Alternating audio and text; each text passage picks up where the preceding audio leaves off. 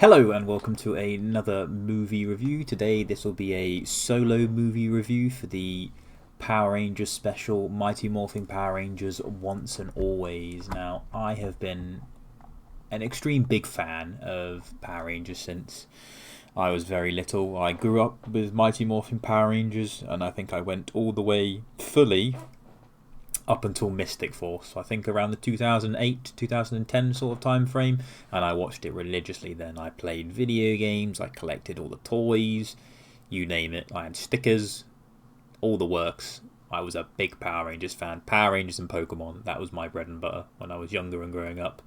Then after Mystic Force, it kind of died down a little bit. I went to secondary school, this, that and the other, so I didn't really keep up with it too much. I watched a few seasons, mainly things like Jungle Fury, and then the Mega Force, and then a little bit of Samurai and some stuff, but didn't really keep up with it too much. So I watched some of the specials and things, but my information from that point on is very limited. So when I first heard about this, I was extremely excited. Get to see some of the old cast again and old characters in like a crazy sort of Power Rangers special. And I have very mixed feelings. If I look at this film without the nostalgia for Power Rangers, it's about a 3/4 out of 10. If I look at it with nostalgia, it kind of goes to about a 6, if that. So I'll break it down a little bit. So the good things in this film, I loved seeing the cast come back. I loved seeing Billy. I loved seeing Zach. I loved seeing, Aisha, Adam, Rocky, and then the name I cannot remember off the top of my head. I think her name was Kat. Something, because it wasn't Kimberly, but it almost was either Catherine or Kat, something like that. The other Pink Ranger, essentially. Having them come back was really cool. Aisha and Adam's character were very underused. They should have been in it more. And Billy did feel a bit stale at times, which was a bit annoying, but I don't know if that's just the age on him and not, I don't know if he's had some work or something done. It was cool seeing that and seeing Robo Rita and whatnot, and the dedication to Trini and Tommy, Jason David Frank and things. That those were some nice aspects to the film. But what this film felt like to me was a fan film with a kind of some form of budget, nothing like what I'd expect a Netflix special movie to have, really, which was quite disappointing. I don't know if I have a quick look on IMDb randomly, will it tell me the budget at all? I don't think it will. No.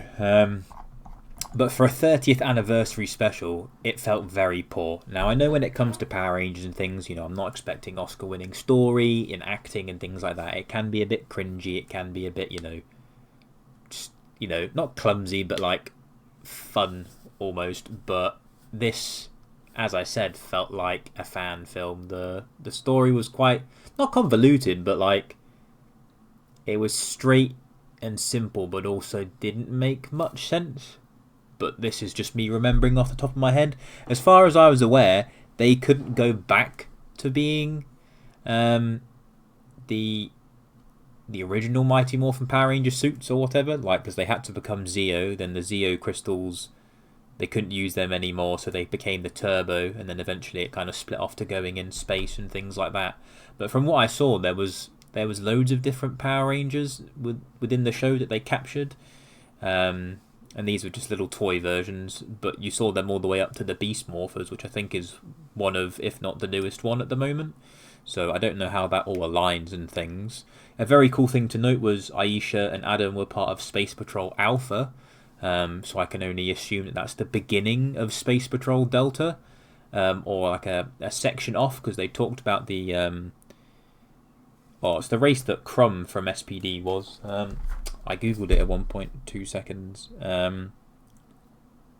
It was the Trubian Army. Yes, because they were the army run by Crumb. Now again, because they were capturing all sorts of Power Rangers that were all done off screen and things, I don't know how that aligns up. I don't know if SPD is taking place at the same time as this, or if it's or what. The whole sort of time thing wasn't very helpful to know where I was, because of what I watched in Mighty Morphin Power Rangers. I don't understand why Zack and things came back. Like, Rocky shouldn't be a Red Ranger at this point. If he is part of the same team, he could be I think it was the Blue Turbo Ranger and things. So I'm, a bit lost on terms of that. But, that's maybe looking at this a bit too much in depth. The worst part about this film for me was Mina, Trini's daughter in the film. Like, seeing Trini in the Ranger suit and having her character unfortunately die within the film, that was, okay to see. It was nice to, show kind of what happened and things like that. But again, I don't know how it links up with the TV show that most of us grew and loved to watch. The end fight with the Zords somehow was worse than the Mighty Morphin Power Rangers. The CGI was really bad. Now, the Zord itself looked bad, but it was almost there for looking kind of cool. And I reckon if they'd made it just kind of cool, I would like to see that as a norm for fighting the Power Rangers. But, I mean, the Dragon Zord, that's still, as far as I'm aware, chilling in the Angel Grove Bay, like inactive, just not being used. So it was sad that we couldn't see that. And it was sad that they kind of just used the Green Ranger just to be captured, which was a bit annoying. And again, I'm not sure why he wasn't the White Ranger at that point, or even the Dino Thunder Black Ranger. Again, I'm not, because we saw the White Dino Thunder Ranger, so again, these are all things that I just don't really understand. But no, I think for a 30th anniversary, it failed in more ways than one. Like, it was okay, it's fine, it's done what it's done. It's, shed some new light on Power Rangers again, especially for fans that grew up watching it. And, I think there are things to enjoy for fans of the Mighty Morphin Power Rangers from the 90s. But overall, it was quite poor. It was almost like myself going like, hey, I've got X amount of budget and I'm going to do like a fan film and, tie in with some kind of plot stuff, things relevant to this, that and the other. And then that's it. Because as far as I'm aware, it definitely took place after Zeo, because Rita was gone and all the evil stuff had happened. So I don't know if this is just a case where it's, wherever the most recent Power Rangers, let's say Beast Morphers or probably some other Dino something or other, that's where it's taking place, but then they could just still have their powers. Again, I'm not sure, but it could have been a lot better. Now, the morph sequences and things, that was really cool to see. Some of the fighting and action was really cool. I was glad at the end fight scene we got to see them use their original weapons and things. That was really cool.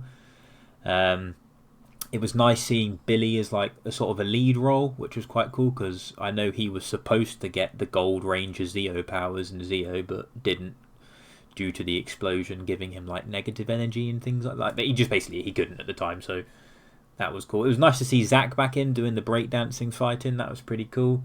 The person that played Kat or Catherine, whatever her name is, I think her accent had gone, which was a bit weird. But I mean, again, it was all fine. The problem is they've done specials for Power Rangers, where there was one where Jason David Frank was in, and then you had people from SPD, Time Force, and that. And the problem, the issue I have with that is, if it's for a 30th special, a lot of the actors and actresses that are Power Rangers, they go to conventions and things, and they'll do meetups and things like that, and they seem to be a quite active community.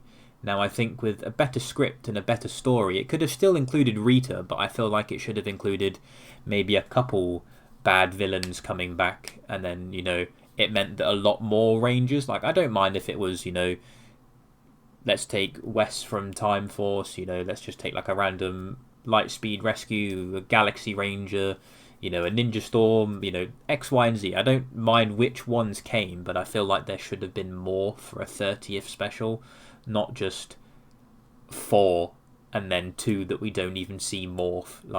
No offense to the actor that plays Zack, but Adam is far more loved as a Power Ranger than Zack. Now, it was wonderful to see Zack, and he had a much bigger presence than Billy did on screen.